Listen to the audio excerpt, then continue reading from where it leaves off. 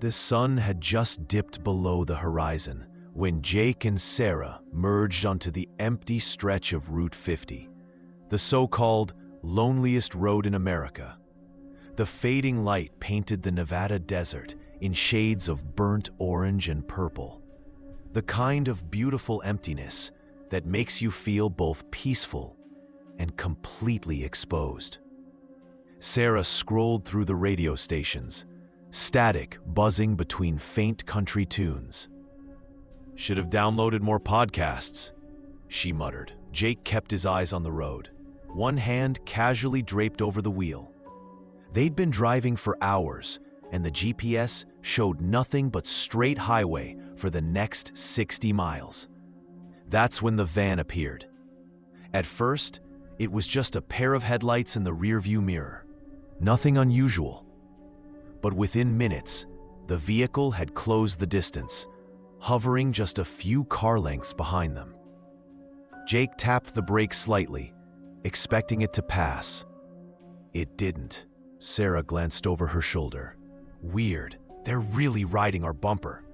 Jake sped up. The van sped up. He slowed down.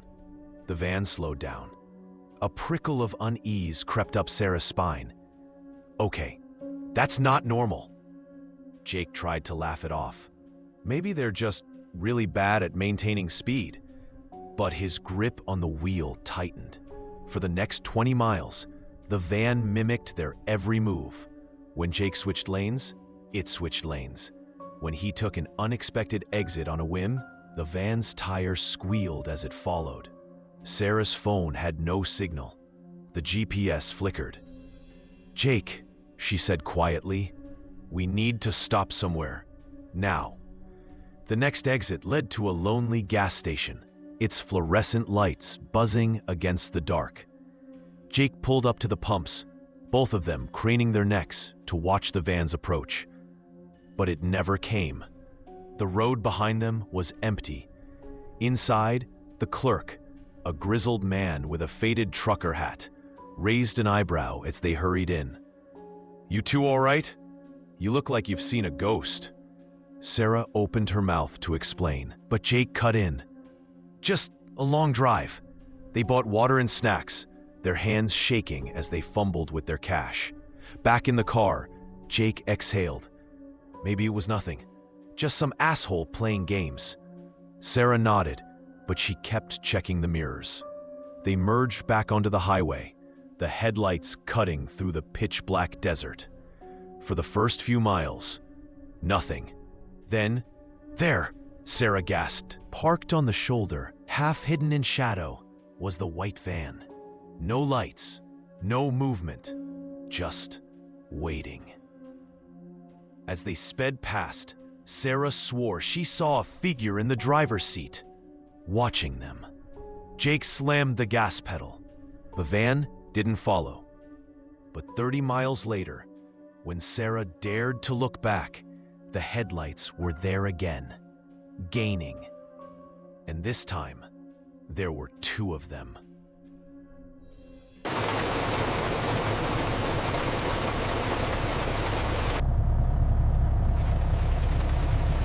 The storm had rolled in fast.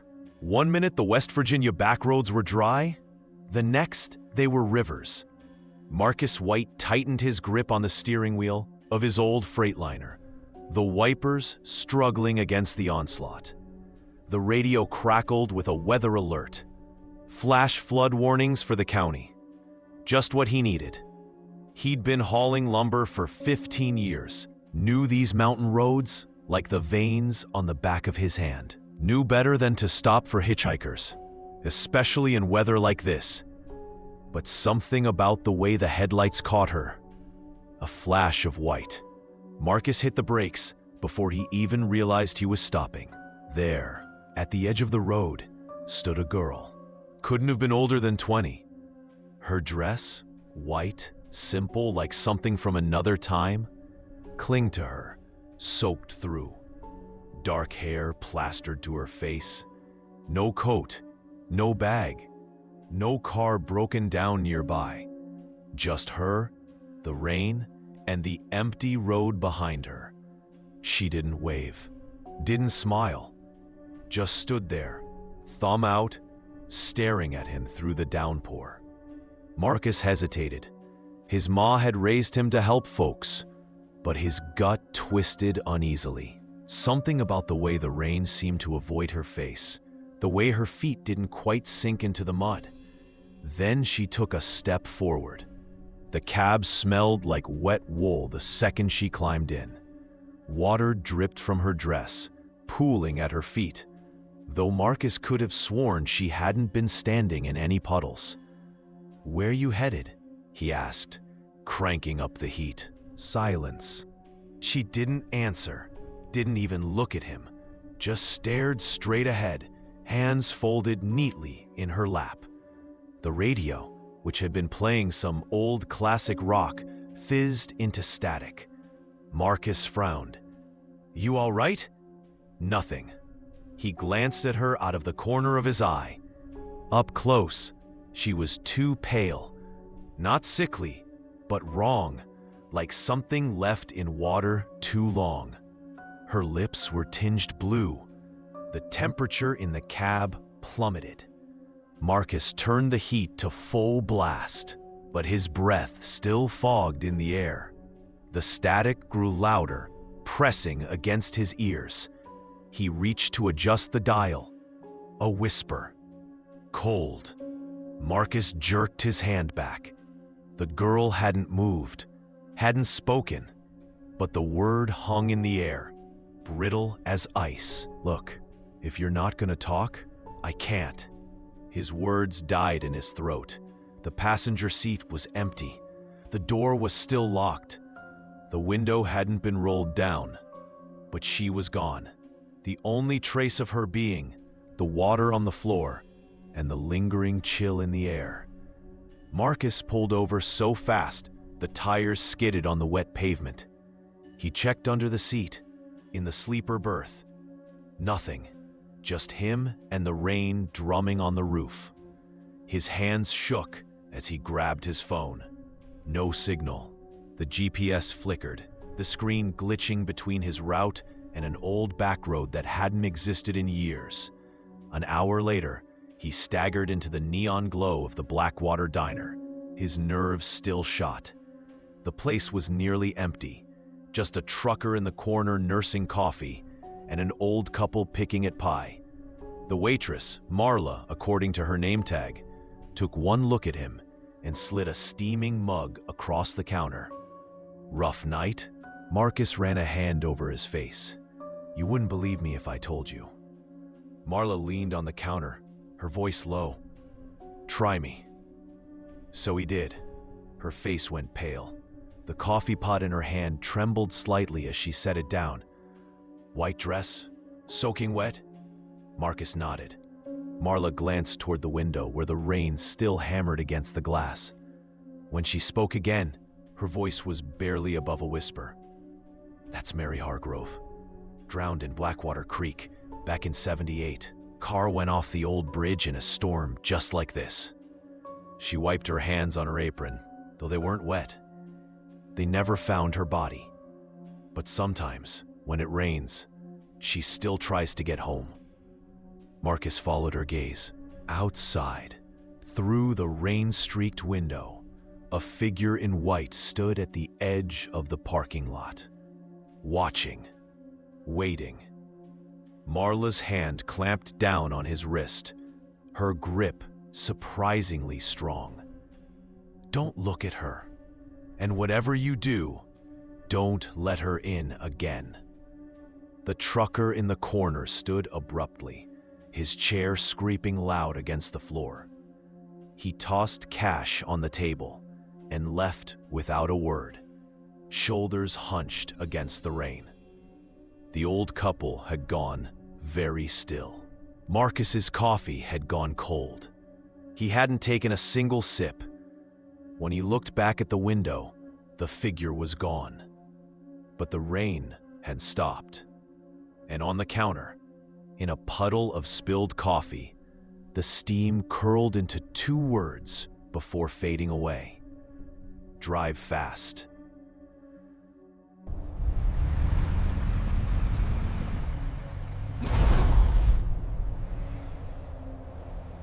The never-ending highway. The decision to take the shortcut was born from a perfect storm of desert heat, sibling bickering, and a dying phone battery. On the map, State Route 79A was a neat, straight line cutting through the Arizona desert, a promised shave of 45 minutes off their trip to Phoenix. The reality, as the Miller family was about to learn, was something else entirely. "Are we there yet?" whined Lily from the back seat, for what felt like the 100th time. "Dad's taking a shortcut, sweetie," Claire said, her voice strained with the effort of patience. She fanned herself with a road atlas. The air conditioning in their old SUV was losing its battle against the oppressive afternoon sun. Mark Miller squinted at the empty horizon. "GPS says it's just up here. Should hook us right back to the I-10. He tapped the screen of the device stuck to their windshield. It flickered, the image freezing for a second before righting itself. They turned off the main highway onto a 2-lane road that was narrower, older. The asphalt was cracked and bleached pale by the sun.